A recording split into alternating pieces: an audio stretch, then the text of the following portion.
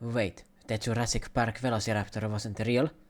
Maybe you know that the movies depicted a slightly sized up Deinonychus, but that is not what I'm here to say. This video is here to defend the Velociraptors. You might have heard the Velociraptor being compared to a turkey, but a more accurate comparison would be a wolverine. Velociraptors grew to 2 meters long and 18 kilograms. Additionally, they could take down prey much larger than themselves. We are actually very lucky to know this from the famous Fighting Dinosaur fossil, where a Velociraptor is stuck in mortal combat against a Protoceratops, a heavily armored walking tank. It is also very likely that Velociraptors were intelligent as fuck. So, while the Velociraptor from Jurassic Park never existed, the real Velociraptor was still an amazing hunter in its own right.